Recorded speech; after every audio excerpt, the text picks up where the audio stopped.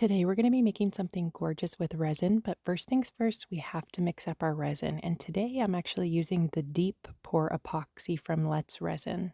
I love this resin for deep pours because you can pour it up to 4 inches deep in one pour. And this deep pour epoxy is a 2-to-1 ratio epoxy.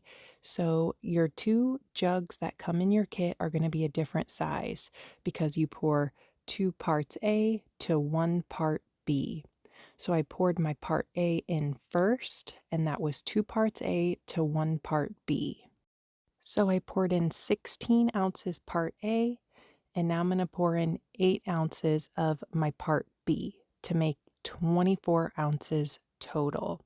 When I work with 2-to-1 ratio epoxy, I like to think of measurements in 3 ounces only. So 3 ounces, 6 ounces, 9 ounces, and so on, because you're going to do 2 ounces of your part A for every 1 ounce of your part B. So if you had never used 2-to-1 ratio epoxy before, I would start by mixing up 6 ounces. So you would do 4 ounces part A and 2 ounces part B. I was working on a lot of projects this day, so that's why I mixed up 24 ounces. But for this project that we're making today, 6 ounces for layer number 1 would be perfect. So you would do 4 ounces part A, 2 ounces part B. I hope that makes sense. And so we're just mixing it thoroughly with a silicone spatula. I like to take my time when I'm mixing. I don't really whip it up and introduce a bunch of air bubbles. Just mix slowly, scrape the bottom of the cup, scrape the sides of the cup, scrape off your stirring spatula. And I like to use the silicone spatulas or plastic spatulas because the wooden stir sticks are not sealed or treated in any way, so they will leak air into your resin and make bubbles. So I mixed this up for 3 minutes. Now I'm taking a new clean cup and I'm pouring that mix into a new cup. And this is where your spatula is going to come in handy as well. It's going to ensure that you can get every single drop of resin out of your measuring cup, so that way your ratios are not off and your resin will set up properly because you have scraped every single drop of resin out of that first cup that we mixed. This is called the double cup mixing technique, and I use this technique to mix up my resin because it ensures that your epoxy is going to be mixed up. And you can see right here, those little dots and striations, that is not mixed. Even though I mixed the first cup for 3 minutes, scraping every single drop out of that first cup showed me that my resin was not mixed. And you can go back and pause it so you could see exactly what I'm talking about. But you can see right here how it's cloudy in the center of the cup right there. You can see striations and stringy lines. That is not mixed. So I mix this for another 3 minutes, and that is going to ensure that your epoxy is completely mixed. When I measure and mix my epoxy, it takes me about 10 minutes from start to finish. And this deep pour epoxy from Let's Resin has a long working time, so you don't have to worry about that. And it's a very thin viscosity, so it has hardly any bubbles, which is amazing if you're using it for casting and deep pour applications. I will link it down below in the description box. It works fantastic. I love it for deep pour projects because, like I said, it has hardly any bubbles. I poured some in a little cup that I was going to use for this sphere, and I'm just going to pour about 6 ounces into my sphere mold here. And this sphere mold is actually faceted, so it looks like a diamond ball. It's really, really cool. I'll link it down below in the description box. I poured in about 6 ounces, and now I'm going to add my fake iridescent rose. For these, to get them in the mold, I like to squeeze them like a taco or a U shape.